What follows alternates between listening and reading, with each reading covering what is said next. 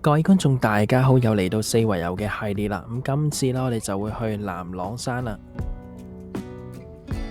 咁我哋首先呢，就嚟到南區嘅南朗山道，咁可以搭巴士啦嚟到黃竹坑嘅巴士總站出發嘅。咁我哋今次嘅旅程呢，就先由黃竹坑嘅巴士總站出發，然後沿住南朗山道啦行到去上山入口，之後呢，就經過南朗亭啦，上到去直升機坪。然後呢，就上埋南朗山嘅山頂，最後呢，就沿路落返山，去返黃竹坑嘅巴士總站嘅。咁今次嘅路程呢，就全長3.9公里，需時呢就2個鐘，難度呢就係2粒星。今次南朗山嘅最高點呢，就高284米。首先呢，我哋就會由黃竹坑嘅巴士總站啦，沿住南朗山道上到上山入口。咁呢條呢，係一條非常之長嘅馬路嚟嘅。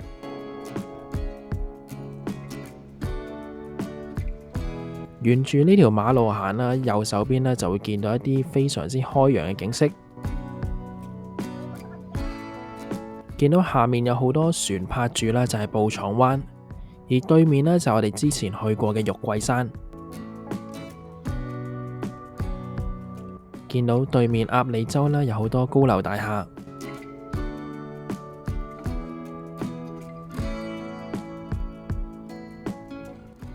喺度影張靚相先，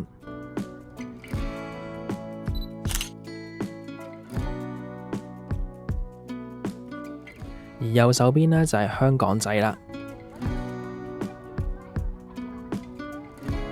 睇完風景之後呢，繼續沿住馬路行，去到前面見到左手邊呢，有條樓梯，就係上山嘅入口啦。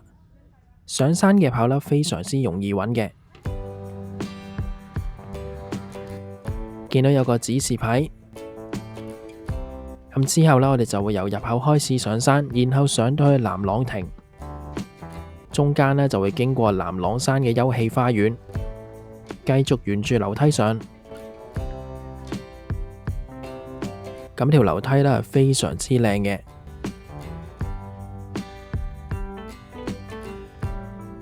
上樓梯嘅途中呢，就可以開始不時回望返後面。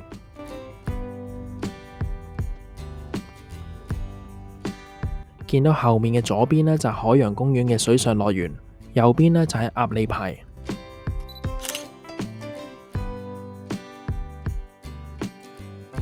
左手邊遠處呢，就可以見到海洋公園嘅高峰樂園啦。繼續沿住好長嘅樓梯向上，下面嘅灣呢，就係叫做大樹灣。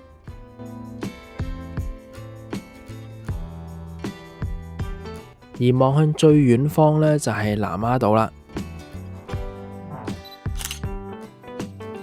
咁個景色呢，越嚟越開揚。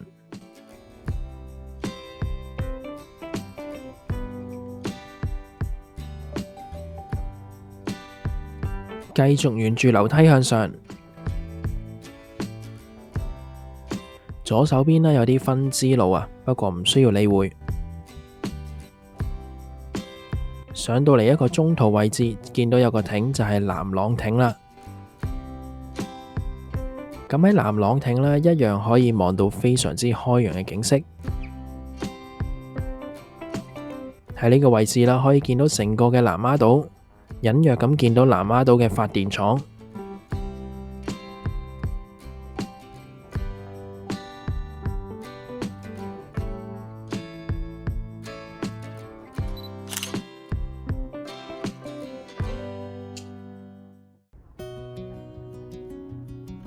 而喺亭嘅另外一邊啦，就見到黃竹坑嗰邊嘅高樓大廈。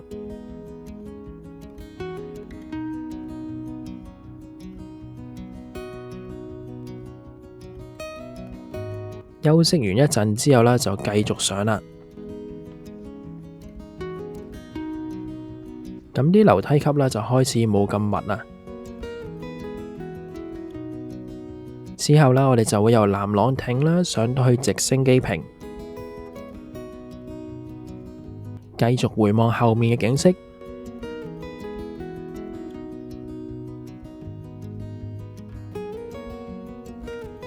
左手邊呢，有個位置係一個懸崖嘅地方，咁我哋可以小心咁樣擒出去。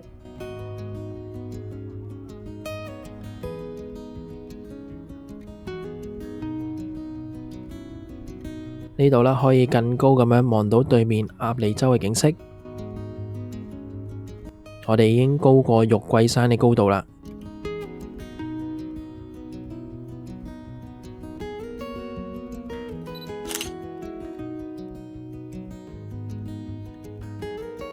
咁擒出嚟啦，要非常之小心啊！如果冇經驗嘅話呢，就唔好行出嚟啦。之後呢，就繼續沿住樓梯向上，行到一個爛地啊！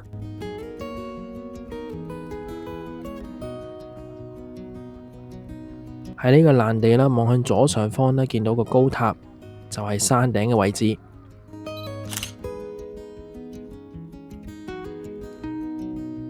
繼續向前行。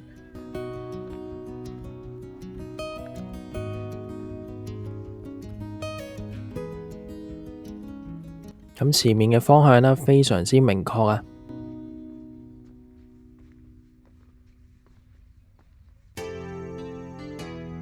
進入返一條非常之靚嘅樓梯路段，咁條路呢，就開始平緩好多啦。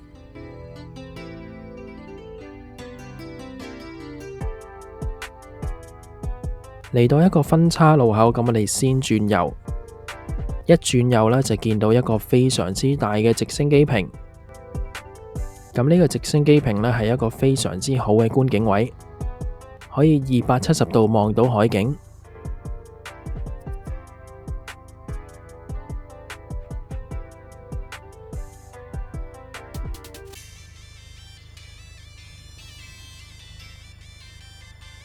左手邊呢，就係深水灣。咁我哋喺度影張靚相先。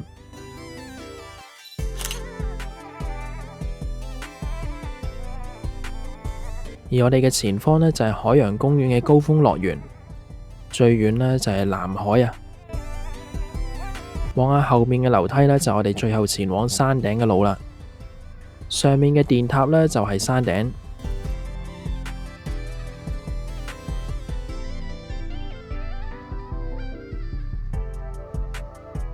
咁接下落嚟啦，我哋就會由直升機坪啦，直上到南朗山嘅山頂。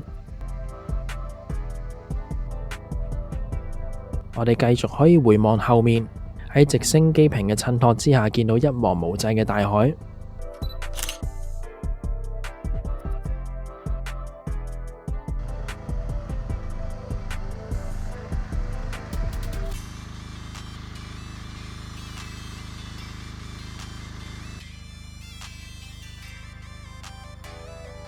我喺右手邊嘅深水灣，行到去樓梯嘅盡頭呢，終於嚟到南朗山嘅山頂啦，高284米。咁我哋先向右手邊行，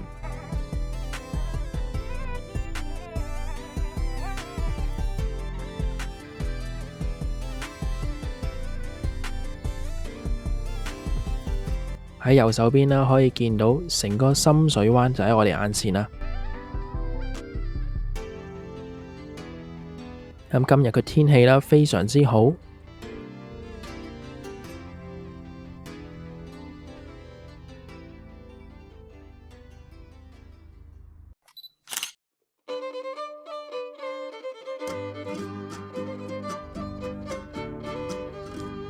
咁呢個位置望喺右手邊啦，見到個海啦同個天啦係融為一體。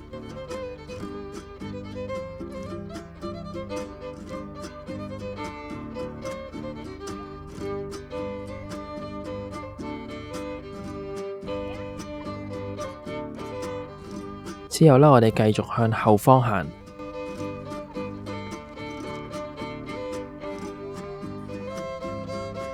繞過一個圈之後呢，我哋揾到標高柱啦。標高柱係一個隱藏嘅角落，咁喺標高柱呢，就冇乜景色可以睇到，下面呢，就係黃竹坑。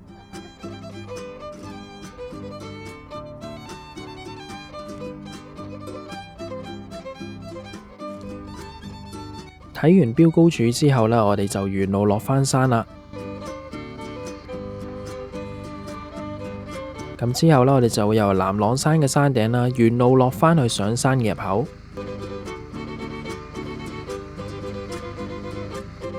落去嘅路呢，因為方向唔同啦，咁我哋可以一路望住景色，一路落山。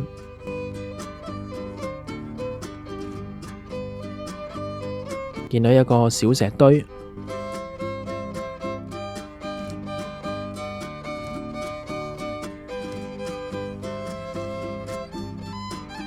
繼續落山，我哋又穿過呢個爛地啦，繼續沿住呢條非常之靚嘅樓梯落山，一路欣賞前面嘅海景，一路落山。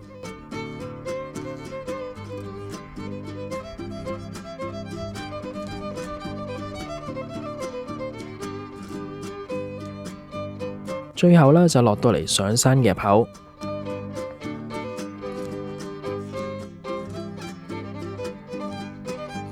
之後呢，就沿路行返出去黃竹坑嘅巴士總站，咁就結束今次嘅行程嘅。咁今集呢，就上咗南朗山啦。咁你先由黃竹坑嘅巴士總站出發，然後經過南朗山道啦，上到去上山嘅入口，之後呢，就沿住一條非常之靚嘅樓梯上到去南朗亭。然後呢，就繼續上山，上到去直升機坪，欣賞完一個270度嘅無敵大海景之後呢，我哋就繼續沿住樓梯上到去南朗山嘅山頂。最後呢，我哋就沿路落返山，落返去黃竹坑嘅巴士總站，咁就結束今次嘅行程嘅。